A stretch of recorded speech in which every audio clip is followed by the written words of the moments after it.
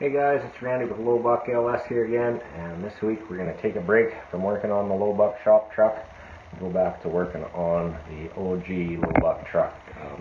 This week we're going to install one of these MSD two-steps and also one of these Summit Racing switch panels to control the two-step and my intercooler pump. So I'll flip the camera around and we'll get started. Alright, so let's have a look at what comes in the box with this MSD two-step. And the one we are dealing with is the part number 8733 two-step launch control for GM LS engines. And it comes with this little pigtail wire that hooks up to, depending on how you want it to activate. If you hook it up to this blue wire and switch it to ground, it'll activate. Or if you hook it up to the white and blue wire, which is that one right there, if you hook that up to 12 volts, it'll activate. So, and then it comes with this length of pigtail wire that plugs into there to activate it. So I think that's what I'm going to do, is connect to this white and blue wire to the brake light signal. So when the brake is on, it'll activate this two-step, and then I'll also have a switch in the circuit that if I don't want the two-step to kick in, I'll just open up this switch. So, and then it's got these other connectors here and here, and those just plug in line with your coil packs on top of your valve covers here. So one on that side and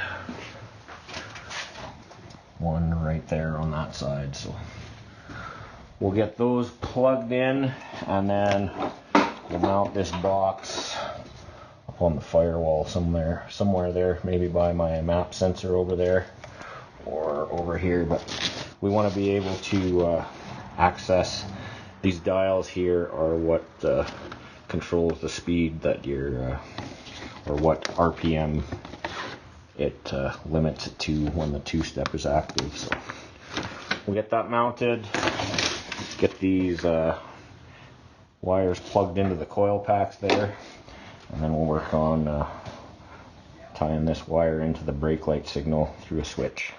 Alright, so you can see there, I ended up just mounting this under, there's like a stud already there for like a ground strap, so I just put it under there. And I can still access the dials here to make adjustments on it. And then I just ran that wiring harness along with my other wires down there. And you can see this one loops around.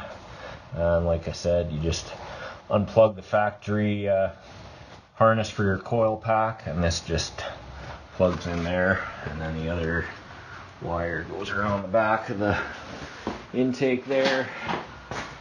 And same thing, you can see that wire coming around and just plugs in where the factory coil packs go right there. So now I'm going to take this pigtail here, plug it into the white and blue wire, and then we'll run it through the firewall with my other wires and boost lines and all that. Run it through the firewall down there and figure out how to hook it up to a switch and the brake light inside the cab. So we'll do that now. Alright, so like I said, I've hooked this blue wire up to the blue and white wire there and just ran it through the firewall. And also looked at a wiring diagram here. Looks like stop lamp switch has an orange and a white wire going to it. So let's look around. Just grab a light here so we can see under the dash. There you can see that blue wire that I fished through the firewall. But there is the connector right by the brake pedal. I'm pretty sure this white wire here is the one that I want to splice onto. I'll just grab a voltmeter and confirm that that has 12 volt power when I press on the brake pedal. So I'll grab a voltmeter and check that out, and then we'll figure out where we're going to put that switch and stuff. Alright, so I'm just testing out my theory here. So I've got my voltmeter out, got the negative lead just connected to that screw right there, which is grounded to the chassis of the truck, and the positive lead, once again I gotta maneuver around, I've got stuck in that connector for the white wire. My battery is a little bit weak here, but you can see when I press on the brake pedal I get 11.7 volts, so that's the wire I'm looking for.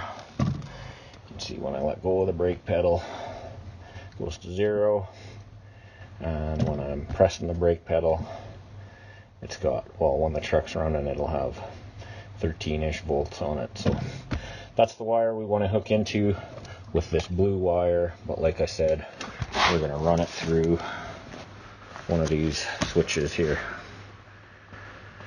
So I got to figure out where I mount this. I'm almost tempted to, so I don't really listen to music much that much anyways, pull the stereo out and have the switches mounted right there, but maybe for now, just to test it out, I'll just wire it with the switch panel loose here, and then figure out where to mount it later. Alright, so I spliced into that white wire, that is my brake light signal, and I just extended it. I'm just going to put the switch down here for now to test it out. And that blue wire that goes to the MSD, I just extended with a red wire. I've got a black wire that's going to be needed for the ground for those lights there. That just goes to, I'm going to have to start another screw here soon. I got 4 grounds tied to that, but that just goes to that screw. And then I've got the wire for my intercooler switch in there too. So I think I'm just gonna put this in. I've got some of that braided loom type stuff, and then mount the switch just temporarily. I'll just leave it laying down there, and then I can either mount it where the stereo is or get a little junction box or something, but for now I just want to get it wired up and see how it works. Okay, so I got those wires ran through a piece of that loom. Really got to vacuum this truck. Lowbuck Tuck has been shedding a ton in it, as you can see. And then I forgot I had ordered up some of these. Let's move the light here. It's basically a junction box from Amazon, so I forgot I had that sitting on the shelf. So I think I will just run the wires into that junction box, and then for now I'm probably not even going to put the lid on it, but eventually I'll cut a hole for this switch panel there. But for now I'll just run the wires into the junction box and get it wired up and test it out. Okay, so I decided I'm going to cut a hole in the front of that junction box for this switch panel. So there's not much room. You got to be pretty exact. Lowbuck Tuck is whining out there. I think the measurements that will work are this way. It is 3 7/8, and this dimension is 1 3/4. We'll get that cut out, get this switch panel mounted in here, and then get it wired up. Alright, so I cut that piece out of there, and in order to get this piece in I had to pull all these switches out, but that's okay because I noticed they were in there the wrong way, or the way I don't like them anyways. I want them to be up to be on and down to be off, and they were backwards from that. So now I will stick those switches back in there and we'll work on getting that wired up. Okay guys, I've got all those switches put back in and wired up here, so I'll just give you a quick description. So this white wire here is the wire that is connected to my brake light switch. So that will have power on it when I press on the brake pedal. The other side of the switch, I've got that red wire hooked up, which is connected to the blue wire that activates the two-step. And under that same screw, I've got one wire that goes to this little pilot light, and the other side of that light connects to the black wire, which goes to my ground post over there. And then same thing, this little intercooler pump I've got, this red wire is hot when the ignition is on, and then on the other side of the switch goes to the intercooler pump and also to the light, and then the other side of the light goes to the ground. So now, if I flip this first switch on and press on the brake, you'll see the two-step is going to activate. That pilot light comes on, and it's sending 12 volts to that blue wire, or technically right at the two-step it's the white and blue wire. So with this switch on, I press the brake, the two-step will activate. With the switch off, I press the brake and the two-step won't activate. So now I'll put this together, probably put a screw in to mount this box to the floor, and then close it up, and then we can go out and test it on the road. Alright guys, I'm out at my testing spot here. I've got this two-step install finished up. You can see I got that box mounted there. So this switch is for my intercooler pump, and this one's for the two-step. I got Wobuck Tuck here. We're ready to test this thing out. Because I've got the stock converter, I've had to set it to 1500 to where it limits the RPM. So if eventually I get a better, like a high stall converter, I'll be able to turn up the RPM setting on that two-step. But let's wait for this traffic to get out of the way here, and then I'll fire up the truck and I'll show you how it works.